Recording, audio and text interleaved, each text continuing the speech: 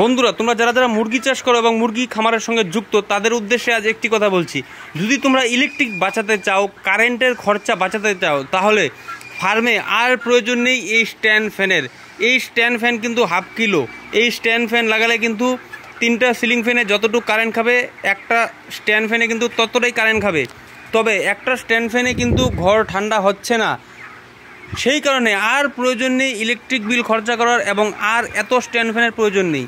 তোমাদের আজকে এই ভিডিওতে গুরুত্বপূর্ণ কয়েকটি কথা বলবো এবং কিছু বিষয় দেখাবো, তোমরা মনোযোগ সহকারে দেখতে থাকো। তবে এই কথাটি মাথায় রেখো, যেই কাজটি তোমাদের করতে বলবো সেই কাজটি করলে কিন্তু তোমাদের অনেকটাই ইলেকট্রিক বিল বাঁচবে এবং এত টাকার স্ট্যান্ড ফ্যানের কোনো প্রয়োজন নেই। তো চলো ভিডিওটা শুরু করা যাক।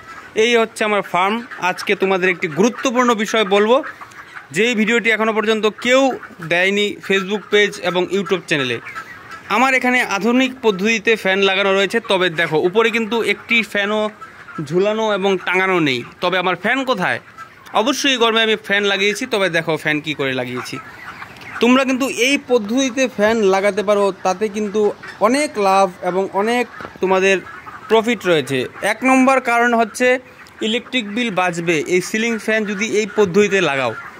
আরেকটা বিষয় রয়েছে, এই ফ্যান লাগালে কিন্তু ঘর পুরো শীতল ঠান্ডা হয়ে যায় এবং এই ফ্যান লাগালে কিন্তু ঘরের ভেতর যে গ্যাস রয়েছে সেই গ্যাস কিন্তু বার করতে সাহায্য করে। এবং আরও কারণ রয়েছে। সেই কারণগুলো হচ্ছে, ঘরের ভেতর যদি গরম হাওয়া থাকে সেই হাওয়া কিন্তু এক সাইড থেকে ঠেলে বের করে দিচ্ছে। তাহলে আমার ইলেকট্রিক বিল বাঁচছে, আমার স্ট্যান্ড ফ্যান কিনলে টাকা বাড়ছে, সেই স্ট্যান্ড ফ্যান কিনতে লাগছে না। তবে ঘরের গ্যাস বেরোচ্ছে, ঘর ঠান্ডা থাকছে। আর কি প্রয়োজন?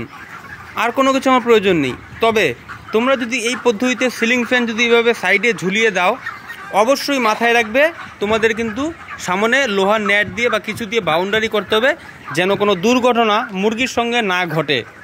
অবশ্যই তোমরা মাথায় রাখবে, ফ্যান যতদূর পর্যন্ত পাখা আসে ততদূর পর্যন্ত ঠিক এইভাবে তোমরা লোহার নেট দিয়ে বাউন্ডারি করে দিবে, যেন মুরগির শরীরে বাড়ি না খায়, তোমরা যাতে কোনো আঘাত না ঘটে। সেই কারণে কিন্তু বাউন্ডারি দিয়ে তোমরা ফ্যান লাগাবে, তোমাদের অনেক লাভ হবে।